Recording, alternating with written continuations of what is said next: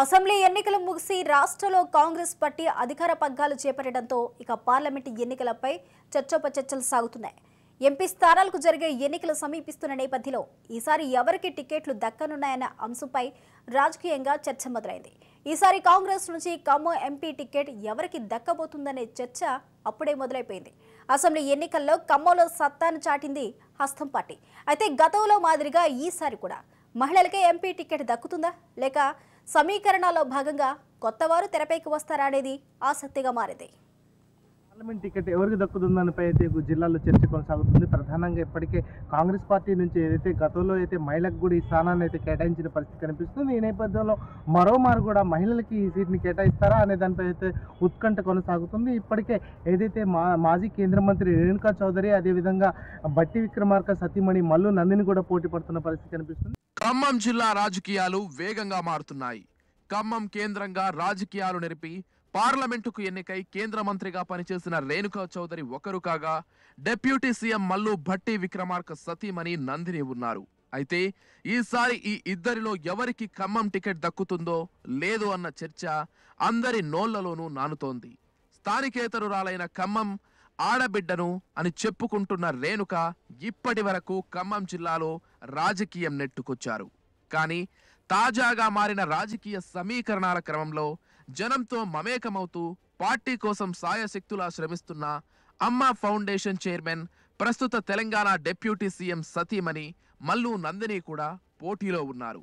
ఈసారి టికెట్ ఎవరికి దక్కుతుంది, మహిళలకా లేక పురుషులకా అనే ప్రశ్న తలెత్తింది. ఎవరికి టికెట్ దక్కుతుందో అన్న అంశంపై అనేక సందేహాలు పుడుతున్నాయి. మొన్న జరిగిన అసెంబ్లీ ఎన్నికల్లో ఉమ్మడి ఖమ్మం జిల్లాలో 10కి 9 స్థానాలు కాంగ్రెస్ పార్టీ దక్కించుకోవడంతో ఇక కాంగ్రెస్ తరపున పోటీ చేసే ఎంపీ అభ్యర్థి విజయం నల్లేరు మీద నడకే అన్న ప్రచారం జరుగుతోంది. ఈ కారణంగా తెరపైకి కొత్త అభ్యర్థుల పేర్లు వచ్చి చేరుతూ అనివార్యంగా ఎంపీ టికెట్ కు పోటీ పెంచుతున్నాయి. రాష్ట్ర రాజకీయాల్లో పతి కంటే సతి కాంగ్రెస్ పార్టీ కోసం చేస్తున్న సేవా నేపథ్యంలో మల్లు నందినికి ఈసారి ఖమ్మం టికెట్ లభించడం సులువే అనే అభిప్రాయం వ్యక్తమవుతోంది.